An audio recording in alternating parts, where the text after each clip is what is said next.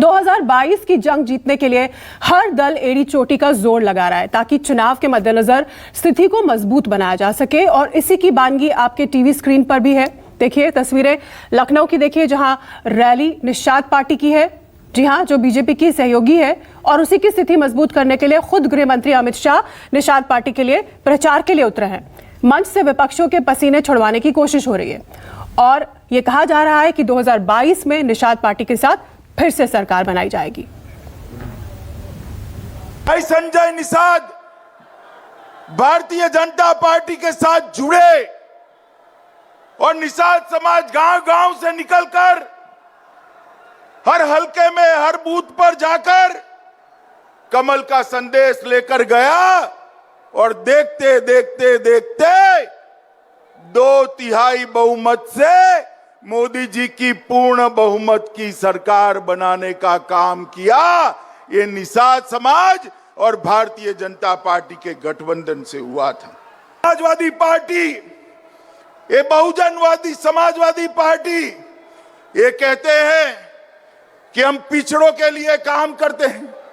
इन्होंने कांग्रेस का समर्थन किया, छल कर अपने परिवार भरने का काम किया है।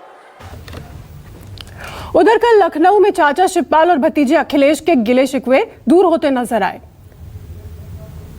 चाचा भतीजे ने मुलाकात की और चुनाव में साथ लड़ने की हामी भरी गई। यानी समाजवादी पार्टी ने चाचा शिवपाल की पार्टी प्रसपा को भी अपने पाले में कर लिया है। दरअसल शिवपाल यादव का यूपी के 10 जिलों में असर है। इससे यूपी की 60 से 70 सीटों पर असर पड़ेगा। मैनपुरी, इटावा, फिरोजाबाद पर असर पड़ने का अनुमान है। सुल्तानपुर, उन्नाव, मोहनलालगंज, बांदा में भी पकड़ अच्छी। यूपी की सहकारी समितियों पर भी शिवपाल यादव अच्छी पकड़ रखते हैं। करीब 9% यादव वोट पर शिवपाल की पकड़ है।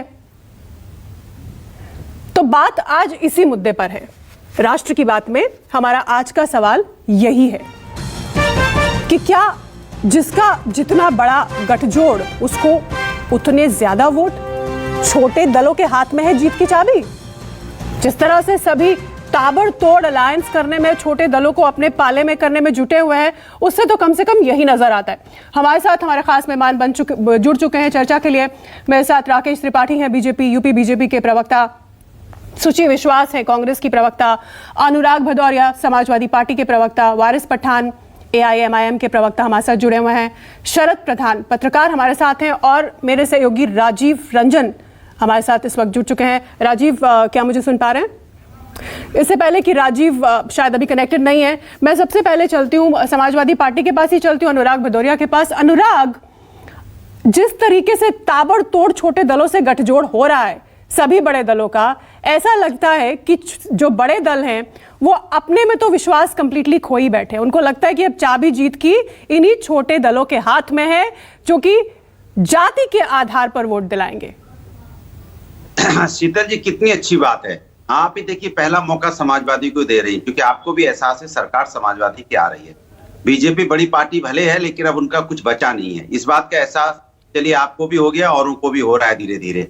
अब सवाल यह है कि उत्तर प्रदेश के अंदर आपने कहा छोटे दल के पास चाबी है, जाहिर सी बात है। अब जो उत्तर प्रदेश के अंदर होने जा रहा है कि समाजवादी की सरकार 2022 में होगी, क्योंकि जो भारतीय जनता पार्टी की सरकार थी उसने उत्तर प्रदेश को दर्द दिया है।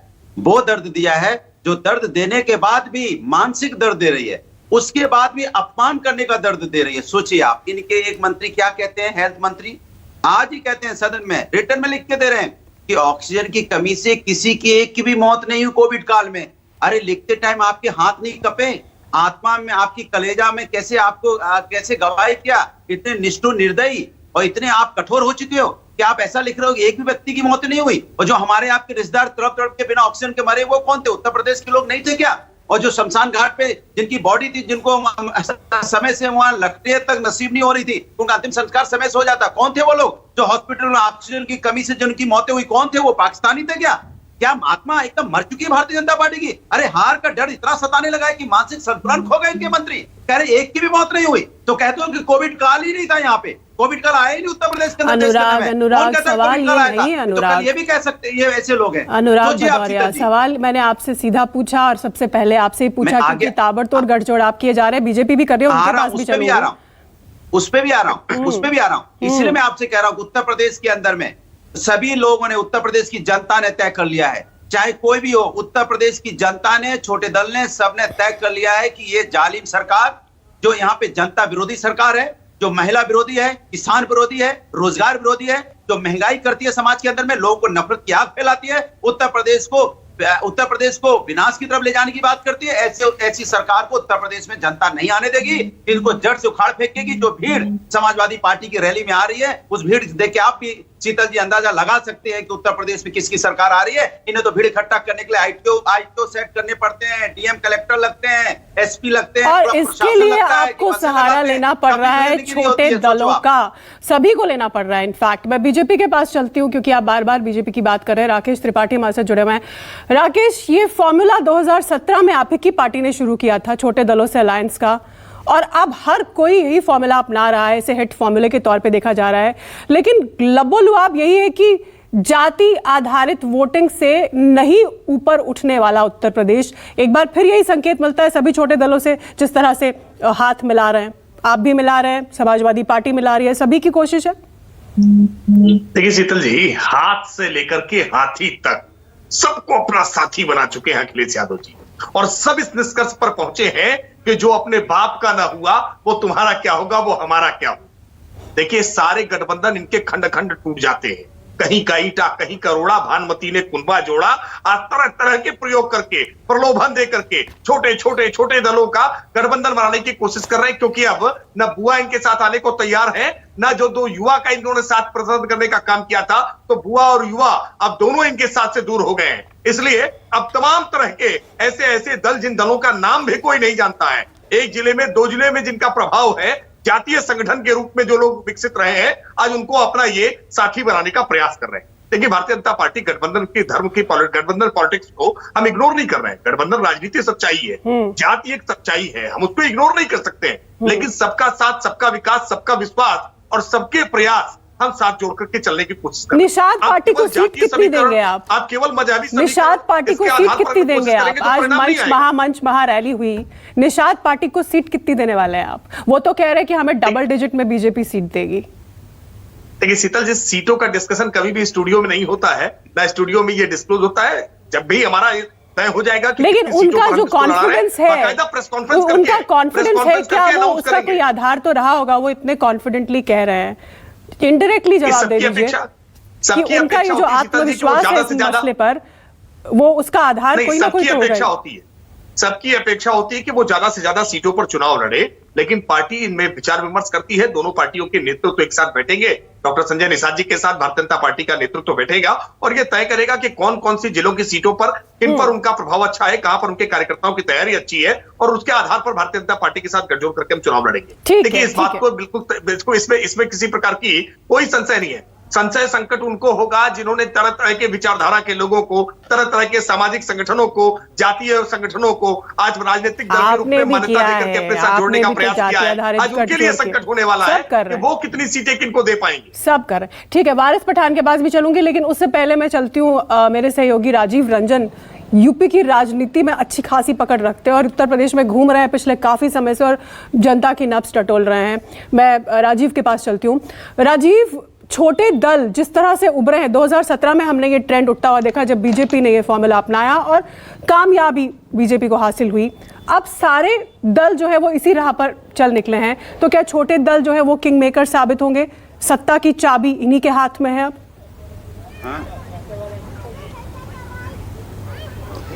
देखिए शीतल, जब आपने प्रोग्राम की शुरुआत की थी तो सबसे पहले अमित शाह को सुनाया था, निषाद रैली में वो वहाँ गए थे। बड़ा दिलचस्प सा तथ्य यह है कि यही संजय निषाद, डॉक्टर संजय निषाद, ये गोरखपुर से आते हैं। जब योगी आदित्यनाथ मुख्यमंत्री बने थे और लोकसभा की सीट खाली किया था उन्होंने, तब इनके मुख्यमंत्री रहते जो पहला चुनाव हुआ था भारतीय जनता पार्टी, वो चुनाव उत्तर प्रदेश के गोरखपुर का लोकसभा उपचुनाव ही भारतीय जनता पार्टी हार गई। और यही संजय निषाद के बेटे प्रवीण निषाद ने साइकिल चुनाव चिन्ह पर भारतीय जनता पार्टी को जबरदस्त हार दिलाई। कहाँ? गोरखपुर में, जो योगी आदित्यनाथ की सीट थी। वही संजय निषाद कुछ दिन के बाद भारतीय जनता पार्टी के खेमे में शामिल हो गए।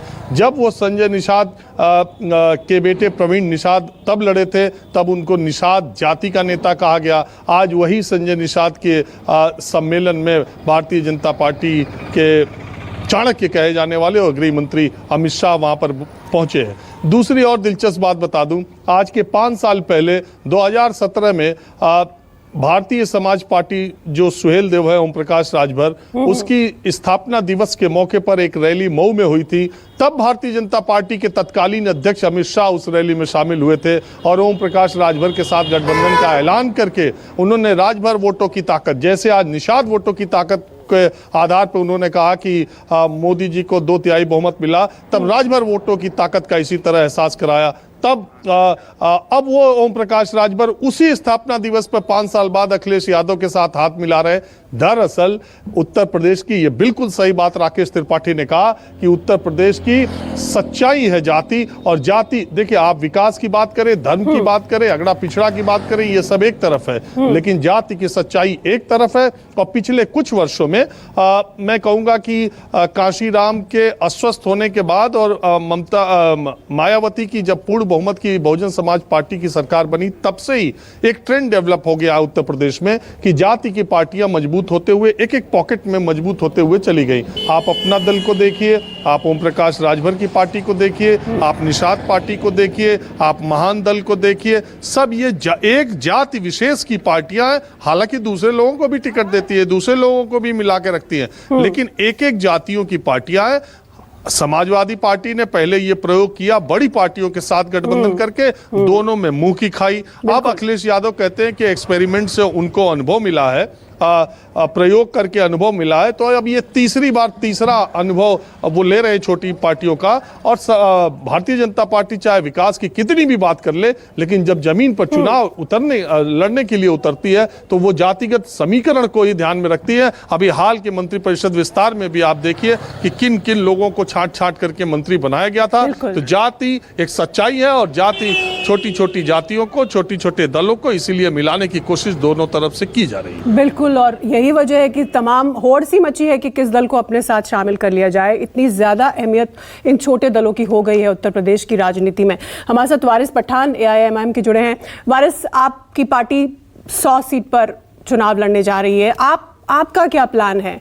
छोटे दलों की चांदी चल रही है इस वक्त, हर कोई उनको लुभाने की चक्कर में है और ले भी रहा है अपने पाले में। आपका क्या प्लान है? ये शीतल जी, देखिए शीतल जी, हमने पहले दिन से कहा है कि हम उत्तर प्रदेश में चुनाव लड़ने जा रहे हैं। हमारा टारगेट ये है कि बीजेपी को हम हराएंगे और योगी को इस मर्तबा हमको उत्तर प्रदेश का CM बनने नहीं देना है। अब हमने तमाम मुख्तलिफ दलों से बातें की, हमारे सीनियर्स ने कि आइए ज्वाइन करिए, जो चाहता है बीजेपी को हराए वो हमारे साथ आए, कांधे से कांधा मिलाए, ओवैसी सबके साथ और हम हराएंगे। अब जिसको नहीं आना तो हम उसके पास एक शिवपाल के साथ सुखबुगाहट थी आपके, हम जिसको नहीं आना हम उसके पास बैगिंग बॉल लेके तो नहीं जा सकते कि आप आइए हमारे साथ। हमारी लड़ाई है, अब चुनाव मुद्दों पे लड़ा जाता है शीतल जी, आपको भी पता है, मगर भाजपा एक तरफ है, दूसरी तरफ समाजवादी पार्टी है। भाजपा के पास विकास का तो कोई मुद्दा बचा नहीं है, विकास में टोटल फेल हो चुके हैं। 5 साल में योगी ने कोई काम नहीं किया विकास का। लोग उनसे तरह तरह के सवाल कर रहे हैं कि बताइए साहब, पेट्रोल डीजल गैस के जो महंगाई इतनी बढ़ चुकी है उसका क्या है। शिक्षा के विषय में आप देख लीजिए तो एजुकेशन को माफिया रूल कर रहा है, प्राइवेटाइजेशन स्कूल का जो है उसमें बच्चों के पास फीस भरने के पैसे नहीं है, किस तरह से आगे एजुकेशन लेंगे। हाथरस हो गया। अब लखीमपुर के ऊपर सवाल उठाए जा रहे हैं कि अब तो SIT का रिपोर्ट भी आ गया सबके सामने कि किस तरह से टेनी के बेटे ने एक प्री प्लान्ड सोची हुई कॉन्स्पिरेसी के तहत थार गाड़ी से हमारे बेकसूर पीसफुल प्रोटेस्ट कर रहे किसानों को कुचल दिया, मार दिया, मर्डर कर दिया उनका, जिसमें तक टेनी सरकार में बैठे हो, मोदी जी के साथ में पार्लियामेंट में बैठे, उनको नहीं निकाला इन्होंने। क्राइम रेट बढ़ चुका है उत्तर प्रदेश के अंदर। नीति आयोग का रिपोर्ट आया अभी जो दर्शाता है कि Uttar Pradesh poorest of poorest जो स्टेट है हमारे देश में उसमें 3 नंबर के ऊपर वो चल रहा है, बिहार, नागालैंड, उत्तर प्रदेश। तो तमाम सवाल के जवाब भाजपा के पास नहीं है, तो वो चाचा जान, अब्बा जान, भाईजान पे आ गए, अब औरंगजेब पे आ गए। आपकी तो चुनाव आपका कंपटीशन हटा दिया इन्होंने, अब ये आ गए फिर मंदिर पे। वारिस पठान साहब, मेरे को 10 सेकंड दे दीजिए, उसके बाद किसके साथ है? क्योंकि जो आपका कोर वोटर है जिसको आप टारगेट कर रहे हैं वही समाजवादी पार्टी का भी एक हिस्सा है उनके कोर वोटर का। ये हमारा कंपटीशन तो सबके साथ है ना शीतल जी, हमारा कंपटीशन तो सबके साथ है। अब बताइए, समाजवादी पार्टी दूसरी तरफ है, जब उनके पास कोई मुद्दे नहीं बचे उन्होंने जिन्ना का मुद्दा को लेके आ गया।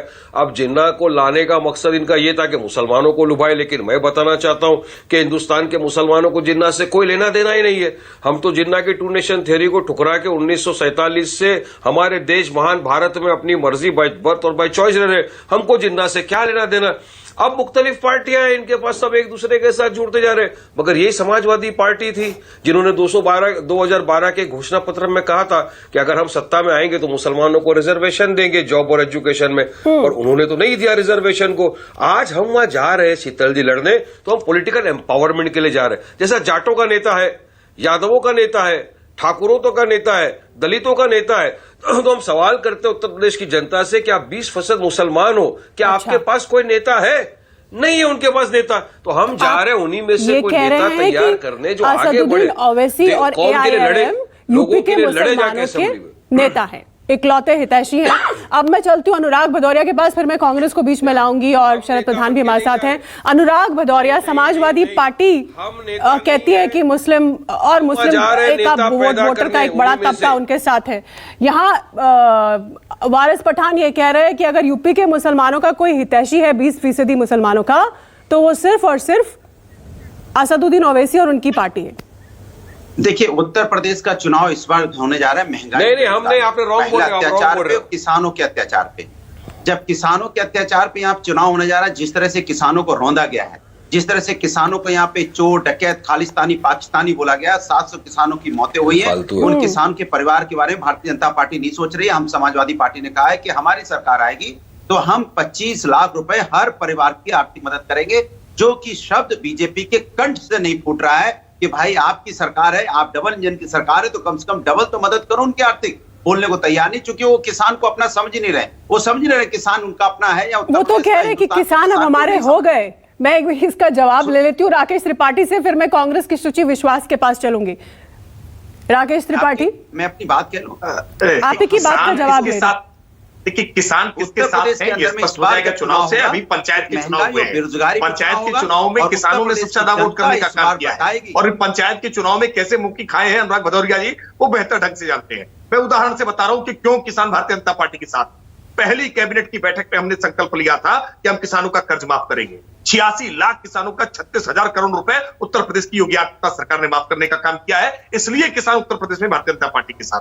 7 लाख मीट्रिक टन गेहूं खरीदने का काम अखिलेश यादव जी की सरकार ने अंतिम वर्ष में किया था। पहले वर्ष में ही 36 लाख मीट्रिक टन गेहूं, और इस समय 57 लाख मीट्रिक टन गेहूं हमने खरीदने का काम किया है। यानी 50 लाख मीट्रिक टन गेहूं आपसे ज्यादा खरीदने का काम किया है, और सीधे खाते में राशि पहुंचाने का काम किया बिना किसी बिचौलिए के। इसलिए उत्तर प्रदेश में किसान भारतीय जनता पार्टी को वोट करेगा। इसलिए किसान भारतीय जनता पार्टी को वोट करेगा कि सरयू नहर परियोजना पिछले 42 सालों से लगातार लंबित थी, उसको हमने पूरा करने का काम किया है। 25 लाख मीट्रिक टन अनाज उत्पादन अब ज्यादा होगा, 50,000 करोड़ रुपए किसानों के खाते में ज्यादा पहुंचेंगे। इसलिए किसान भारतीय जनता पार्टी को वोट करेगा। 17 चीनी मिलें बसपा सरकार बंद कर रही थी, 4 चीनी मिलें हमने आज बढ़ाने का काम किया है, और 20 चीनी मिलों को उच्चीकृत करने का काम किया है। ठीक है, कांग्रेस के पास चलते हैं। बहुत देर से शुचि विश्वास के पास मैं नहीं जा पा रही हूँ। कांग्रेस की प्रवक्ता हमारे साथ हैं। शुचि, हर दल ने अपना अपना मुद्दा पकड़ लिया है, अपना अपना कोर वोटर पकड़ लिया है, अपने अपने दल अलायंस बना लिए। समाजवादी पार्टी और बीजेपी की हम बात कर रहे हैं। कांग्रेस पार्टी सबके बीच में कहा है, प्रियंका गांधी ने अच्छा खासा दम लगा रखा है उत्तर प्रदेश में। आपके मुद्दे क्या हैं, आपका वोटर कौन है, क्योंकि आपका किसी के साथ अलायंस नहीं है, आपने किसी छोटे दल के साथ अलायंस नहीं किया। देखिए, किसानों के लिए अभी हमारे बीजेपी के प्रवक्ता ने बोला कि क्यों वोट करेगा। जिस तरह साल भर में 700 किसानों की शहादत के बाद प्रधानमंत्री जी को बैकफुट पर आकर कहना पड़ा कि उनके त्याग और तपस्या में कमी रह गई थी, इसलिए 700 किसानों की शहादत और खालिस्तानी, पाकिस्तानी, आंदोलनजीवी, मवाली, दुनिया भर के टेरर फंडिंग, पाकिस्तान एंगल लाने के बावजूद भी भारतीय जनता पार्टी को जो करारा आईना दिखाया है, और अभी अगर 6 दिन के अंदर गृह मंत्री टेनी की बर्खास्तगी उत्तर प्रदेश में नहीं होती है, तो सरकार को आईना दिखाने का काम यही किसान करेंगे। आपने क्या किया है ये आपकी फोटोशॉप इंडस्ट्री जाने, हकीकत देश के किसान जानते हैं, और वो आपको और आपकी सरकार को सत्ता से बाहर खदेड़ कर रहेंगे। दूसरा, हमारे आईएम के साथी ने अभी बोला कि भाई उनकी प्राथमिकता है कि योगी जी को मुख्यमंत्री नहीं बनने देना है। तो उनकी प्राथमिकताएं स्पष्ट है, उन्हें संघ की सोच के साथ तालमेल बैठाना है। वो तो आरएसएस की टीम भी है, जितना वो कट्टरवाद में इजाफा करेंगे उतना वो सांप्रदायिकता को स्थापित करने में सहयोग करेंगे। उनका मुद्दा भी स्पष्ट है। हमने 70 वर्षों में एक बड़ी भारी विरासत खड़ी करी थी, जिसको 7-8 बरस से भारतीय जनता पार्टी बेच कर अपना काम चला रही है। और आज पुनः जब तमाम राजनीतिक दल देश को दलित, अल्पसंख्यक, बहुसंख्यक, ब्राह्मण, ठाकुर रहे दुनिया की राजनीति में खंड खंड कर रहे हैं, ऐसी परिस्थितियों में श्रीमती प्रियंका गांधी वाड्रा आधी आबादी को 40% महिलाओं को टिकट देकर, जो कांग्रेस का मूल है, जो कांग्रेस का मूल विचार है, जो हमारी इंक्लूसिव पॉलिटिक्स है, जो हमारी अप्रोच है, जिस विचारधारा के तहत हमने देश को पहली महिला आयरन लेडी श्रीमती इंदिरा गांधी दी, पहली महिला स्पीकर दी, पहली महिला राष्ट्रपति दी, पहली महिला मुख्यमंत्री उत्तर प्रदेश सुचेता कृपलानी जी, तो उसी के साथ हम इस बंटवारे की राजनीति का सामना करेंगे। आदि ठीक, यानी आप महिला वोटर को साधेंगे, आपका पूरा दारोमदार महिला वोटर पर। आपने 40% उनको सीट देने का भी ऐलान किया था प्रियंका गांधी ने। खत्म हो गए कर्नाटक और बाकी जो ये लाशें नदियों में बह रही थी, राम नामी उठाई गई, जो कोरोना पैंडेमिक में वहाँ भी प्रियंका जी लड़ने वाली है, ऑक्सीजन की कमी, बेड्स की कमी, एम्बुलेंस की कमी, तो उत्तर प्रदेश की 24 करोड़ जनता मन बना चुकी है। एक विश्लेषक भी हमारे साथ हैं, पत्रकार वरिष्ठ शरद प्रधान हमारे साथ हैं, उनका विश्लेषण सुन लेते हैं इस पर। शरद, आपने सभी को सुना, छोटे दलों की हम बात कर रहे हैं, हर कोई छोटे दलों से अलायंस कर रहा है, जो बड़ी पार्टियां समाजवादी पार्टी, बीजेपी, जिनके बीच में मुख्य भिड़ंत है उत्तर प्रदेश में, तो ये कितना कारगर किसके पक्ष में होता हुआ आपको दिख रहा है? तो क्या हम ये माने कि जाति आधारित वोटिंग ही यूपी में कारगर है और सत्ता की चाबी इन्हीं छोटे दलों के जरिए मिलेगी, जिसको भी मिलेगी? देखिए, सबको इस वक्त प्रॉब्लम ये है कि कोई भी कॉन्फिडेंट नहीं है कि वो सरकार बना लेगा, इसीलिए डेस्परेशन में इस तरीके की काम हो रहा है। और जितनी भी छोटी पार्टीज हैं जिनसे अलायंसेस किए गए, चाहे समाजवादी पार्टी ने किए हो, चाहे बीजेपी ने किए हो, सब जातीय आधारित है, ये बात तो सामने आई चुकी है। और इन जातियों के ज़रिए से, इन पार्टियों के ज़रिए से, इन छोटे छोटे ग्रुप्स में ये इनको लगा है कि इनसे अलायंस करने से ये पूरी जाति का वोट मिल जाएगा। लेकिन देखिए, एक चीज़ बड़ी स्पष्ट है कि किसी भी जाति आधारित पार्टी का मतलब ये नहीं है कि उस पूरा समूह, उस जाति का पूरा समूह उस पार्टी से जुड़ जाता है, ये कभी नहीं हुआ है।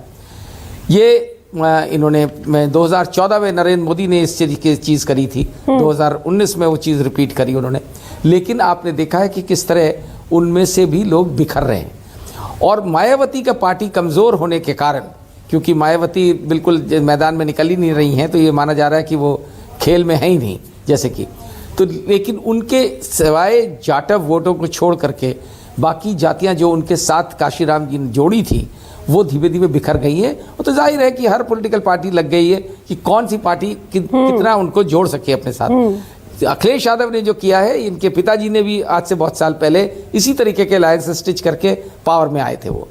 तो ये अखिलेश यादव का जो मूव, क्योंकि बसपा के साथ और कांग्रेस के साथ उस दाल नहीं गली थी, तो इस बार इनको उम्मीद है, और क्योंकि जिस तरीके से इन्होंने करे हैं अलायंसेस, उससे मुझे लगता है कि काफ़ी कारगर साबित होंगे।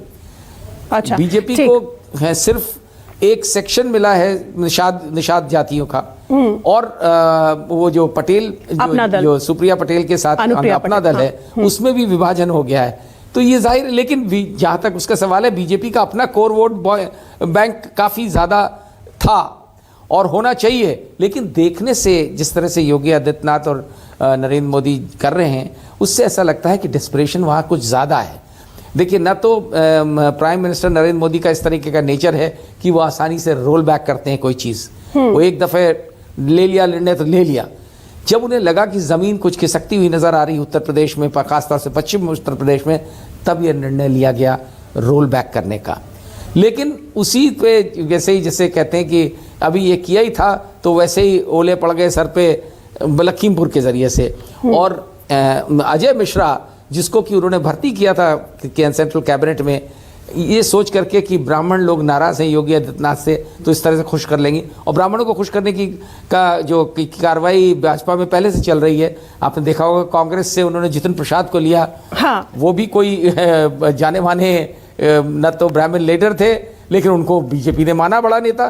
तो वैसे ही अजय मिश्रा, जिनकी इस तरीके की प्रोफाइल नहीं थी कि कोई बहुत बड़ा इन्फ्लुएंस हो उनको, लेकिन लिया इसी सूरत में कि वहाँ पे ब्राह्मण को रखना है, और इस एक्सपेंशन में इसी तरीके से सारे समीकरण बनाए गए थे।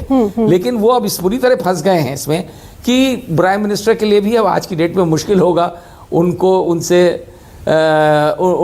कंटिन्यू करा लेना। अभी तो करा रहे हैं उनकी जिद में, लेकिन अभी जो प्राइम मिनिस्टर का नेचर हो गया, जब पानी सर के ऊपर चला जाता है तब ये बाहर करते हैं। आपने जो तमाम पॉइंट्स रखे हैं इस पर हम बीजेपी और समाजवादी पार्टी दोनों का रिएक्शन लेंगे, लेकिन पहले मैं राजीव रंजन के पास चलता हूं, आपके पास आती हूं, आपके पास लौटती हूं। राजीव रंजन, उन्हें क्योंकि रिपोर्टिंग के लिए जाना है, इनफैक्ट उनका शो है अब आगे, तो उनके पास अभी जा फटाफट चले जाते हैं। छोटा सा एक क्लोजिंग कॉमेंट वो देना चाहते हैं। राजीव, आइए।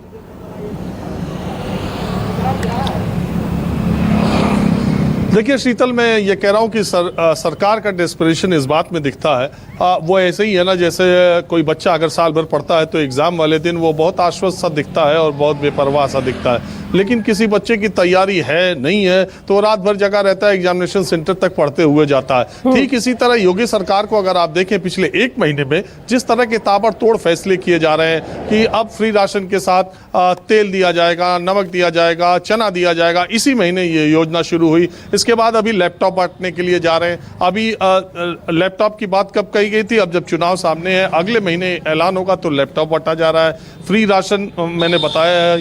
तो और जो अभी आपने ग्राम प्रधानों का 6-8 महीने कोरोना की दूसरी लहर के दौरान ग्राम प्रधानों का इलेक्शन हुआ, उनका मानदेय 3,500 से 5,000 आपने अब किया। सरकारी कर्मचारियों का 28% से 31% महंगाई भत्ता आपने कल बढ़ाया। तो आप देखिए पेंशन की राशि बढ़ाई। तो सारे प्रयास जो है चुनाव के पहले वाले महीने अगर किए जा रहे हैं तो निश्चित रूप से एक बात कही जाएगी कि सरकार दबाव में दिखती है। लेकिन दूसरी बात यह है कि दूसरा पक्ष जो है वो भी 5 साल पहले सरकार में रहा था, उसने भी जो काम किए थे सबको याद है। तो ये दोनों पक्षों की कमजोरियां साफ दिखाई दे रही हैं। अखिलेश यादव भी अगर प्रसपा शिवपाल यादव के बारे में क्या नहीं कहा, 5 साल के बाद अगर वो उनके घर खुद चल के जाते हैं, इसका मतलब वो भी ये समझ रहे हैं कि उनके लिए चुनाव करो या मरो का है। और जहां तक असदुद्दीन ओवैसी की बात है, असदुद्दीन ओवैसी जब उत्तर प्रदेश की राजनीति में आए थे तो हाथों हाथ उनको ओम प्रकाश राजभर शिवपाल यादव ने लिया था। इसलिए लिया था कि मुस्लिम वोटों का डर दिखा के अखिलेश यादव पर दबाव बनाना है, और वो दबाव बनाने में उन्हें जाना पहले भी ओम प्रकाश राजभर और शिवपाल यादव को जाना अखिलेश यादव के साथ था, लेकिन कुछ दिन तक असदुद्दीन ओवैसी की गलबहियां उन्होंने की और उसके बाद वो रास्ता पकड़ लिए। अब फिलहाल मुझे उत्तर प्रदेश की सियासत में कोई राजनीतिक दल ऐसा दिखाई नहीं दे रहा जो असदुद्दीन ओवैसी के साथ गठबंधन करने के लिए जाए या उनके साथ चुनाव लड़े। राजीव की बात का लब्बो लुआब ये है कि फाइट बड़ी ज्यादा क्लोज है और हर कोई दबाव में है। फटाफट रिएक्शन लेती हूं, मैं समाजवादी पार्टी से शुरू करूंगी। अनुराग भदौरिया, देखिए सवाल यह है कि भारतीय जनता पार्टी मुद्दों पे तो बात करना नहीं चाहती है। आज के गृह मंत्री जी इतने दहाड़ रहे थे, किसके बगल में?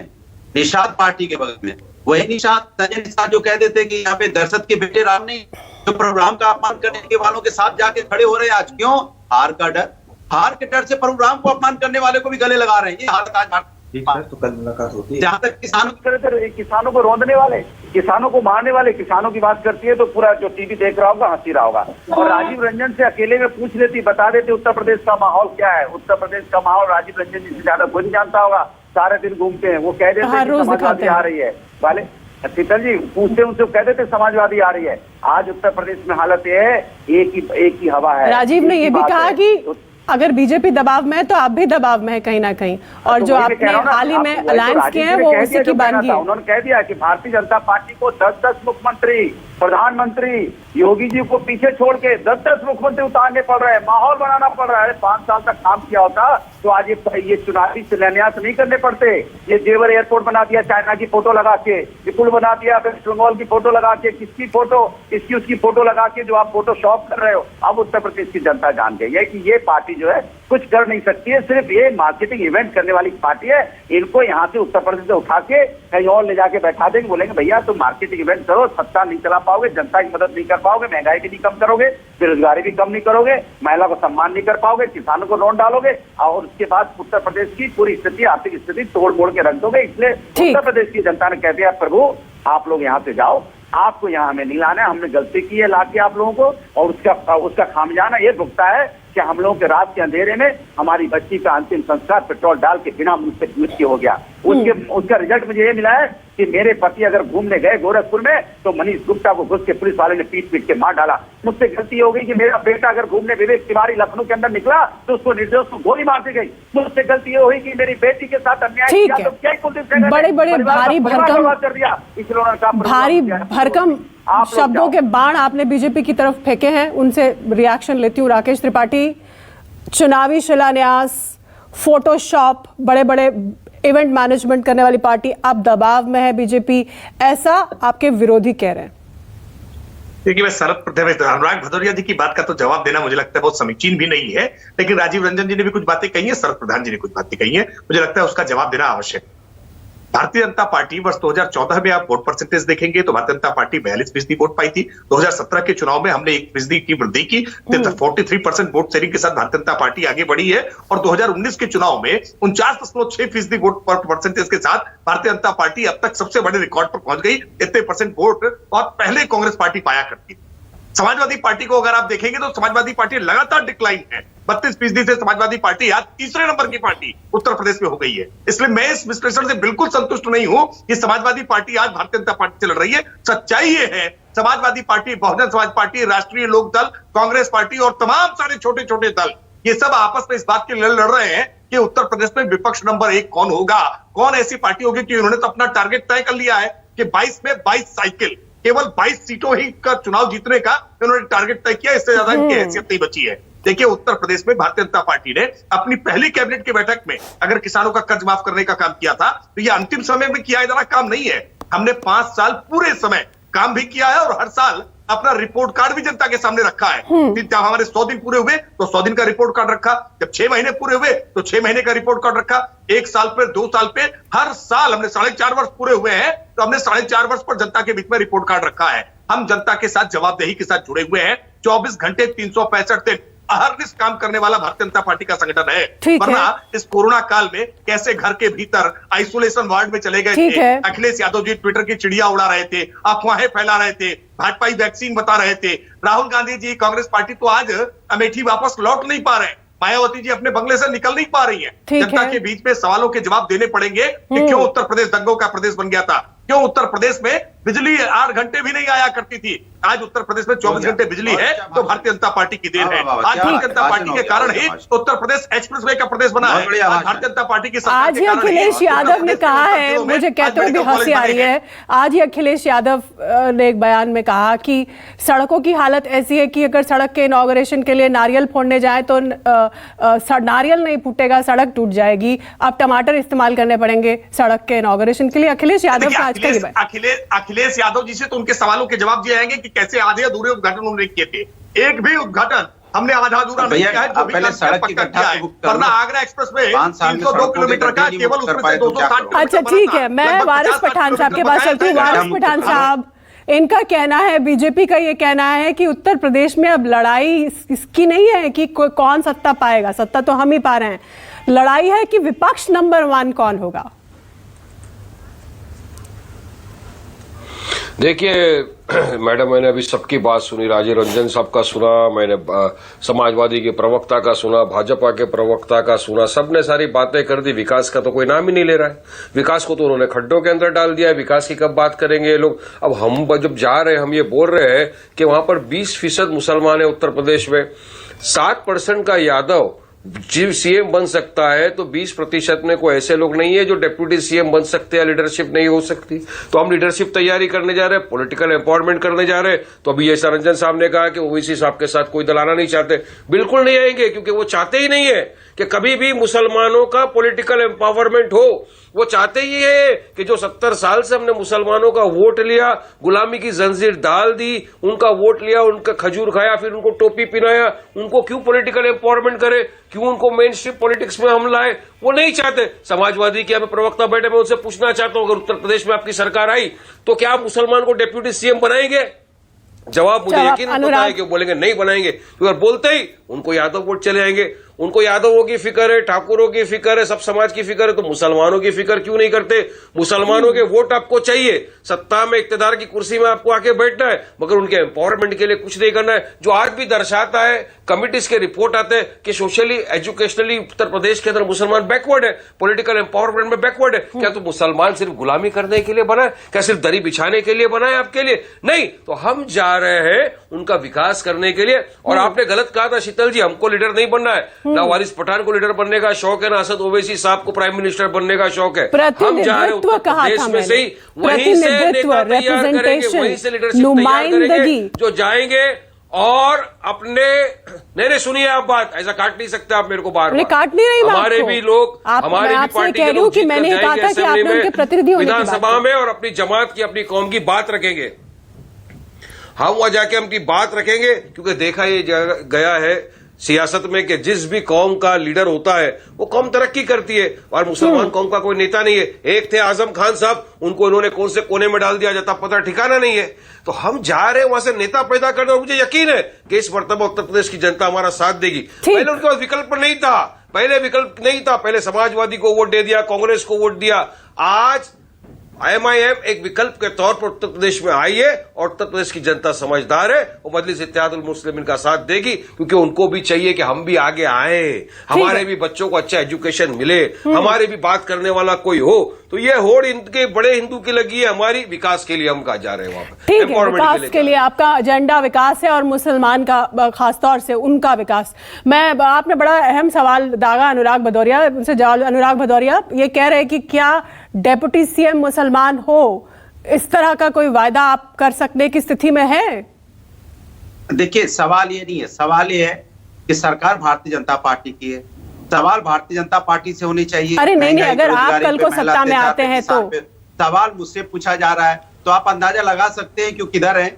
जब सवाल विपक्ष से पूछा जाने लगे तो आप अंदाजा लगा सकती है, सवाल सत्ता पक्ष से पूछना चाहिए।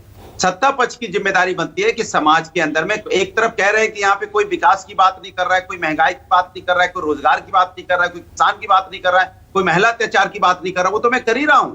लेकिन मेरा सवाल है कि आप किसी भी पार्टी की लड़ाई बीजेपी से होनी चाहिए कि समाजवादी से होनी चाहिए?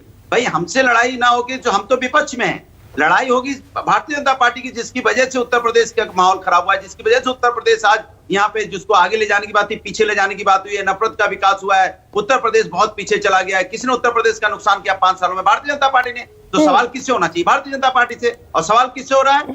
समाजवादी से। तो शीतल जी, आप जान सकती हैं कि सवाल क्यों हो रहा है, किसलिए हो रहा है, वारिस पठान इसका जवाब देना चाहते हैं, दीजिए जवाब। बहुत बड़ा आरोप लगा रहे हैं आप पे दबे लहजे में कि अगर समाजवादी पार्टी सत्ता में आएगी तो क्या मुसलमान को डिप्टी सीएम बनाएगा? अगर नहीं तो फिर आप क्यों मुसलमानों के वोट आपको चाहिए? क्यों चाहिए आपको मुसलमानों के वोट? अगर आपको उनका पॉलिटिकल एम्पावरमेंट ही नहीं करना, मुसलमान कौम के लिए काम ही नहीं करना, तो फिर 20% मुसलमानों का वोट लेकर आपको सत्ता में सिर्फ बैठना है, क्यों उनके लिए नहीं करना? तो मेरा जवाब सिंपल है, जवाब दे दो हाँ या ना में, कि अगर आप सत्ता में आते हैं तो क्या आप कोई मुसलमान को डिप्टी सीएम बनाएंगे, हाँ या ना? चलिए मेरे दोस्त जवाब दे दीजिए अनुराग जी। ठीक है। वक्त हमारे पास खत्म हो रहा है, मैं फटाफट क्लोजिंग रिएक्शन लेती हूँ शुचि विश्वास से, और फिर एक छोटा क्लोजिंग रिएक्शन शरद प्रधान से।